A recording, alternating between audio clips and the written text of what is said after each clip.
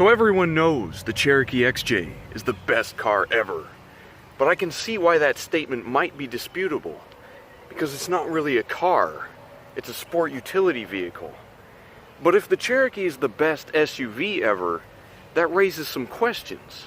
What is the best sedan ever? The best motorcycle? The best lawnmower? The best convertible? The best truck? Even a large amount of avid Jeep fans couldn't tell you that. It's not the 2020 Gladiator, by the way. It's something older and more obscure. Something that never took off, but a legend to be sure. It's of course the Jeep Cherokee, because technically it counts as a truck.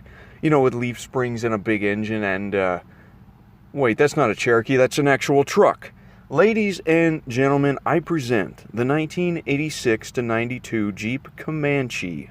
It's literally an XJ with a bed. Born in the 80s, here you have a compact pickup with a 7-foot bed, inline 6-cylinder engine paired to a 5-speed manual transmission, and Jeep's indestructible 4-wheel drive system. Fitting 3 passengers between 2 doors, you have one cool truck. A bench seat, guys. A bench seat in the front, because there is no back. The Comanche was perfect, but it just never sold. Less than 200,000 of these were made. More people live in Little Rock, Arkansas than there are Comanches in the entire world.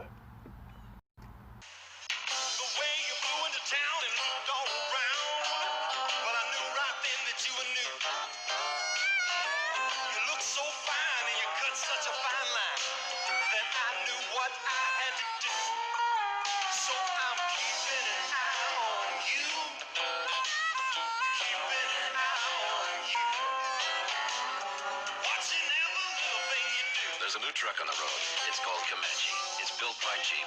It's worth a look. I had never even seen one until that fateful day I went out to La Crosse to buy red Jeep. It passed us going the opposite way, and I remember catching a glimpse of it for a second. I freaked out, Jay can confirm, and that was the only Comanche I've ever seen with my own 2 eyes. Fast forward a few months and I see a listing on Fakebook Martin's Place for a 1987 Jeep Comanche MJ. Not just any MJ, the one I had seen months earlier. Considering the condition it was in, I messaged the guy, and thus began Operation MJ. The objectives were clear. Step 1, organize a time and meeting location. He originally had it listed for $3,500, but lowered it to $3,000, and conveniently that day, a YouTuber I subscribed to uploaded this video in which he reveals his new purchase, a 1987 Jeep Comanche. He did an astonishing job with the cinematography, and you should go watch it immediately. Now I'm still having trouble believing this myself. But here in my driveway sits a 1987 Jeep Comanche MJ, 4-liter, 5-speed, 4-wheel drive, long bed. Exactly the combination I wanted. This thing, although noticeably worn and old, is the coolest truck ever. Being a Minnesota vehicle, it does need some work. It sat unused for a long time, having only 115,000 miles. The hood doesn't latch and the release cable is broken. Needs new brakes, needs a new tailpipe. The fuel gauge is inaccurate, and I'm probably going to try to find a gauge cluster with a tachometer. The interior lights don't work. The tailgate handle is a bit, iffy.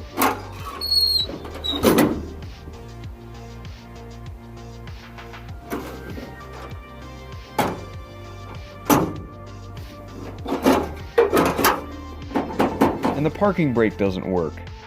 Now with a manual transmission there is no park, so I can't leave this on a hill or it'll roll away.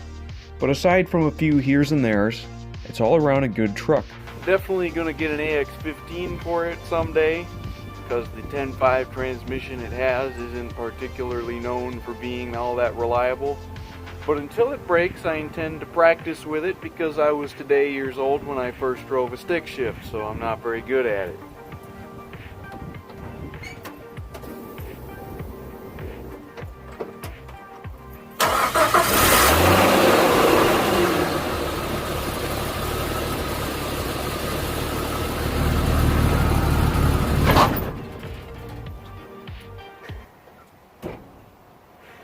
Oh my God.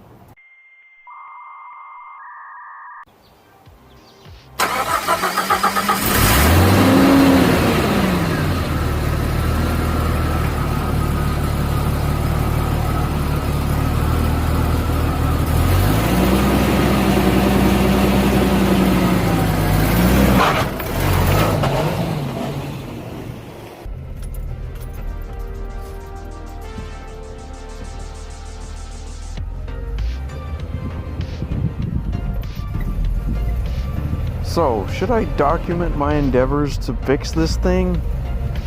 Would people watch that? I'm not a mechanic, I'm not an expert, but I want to get this truck back to its former glory and learn how to drive it.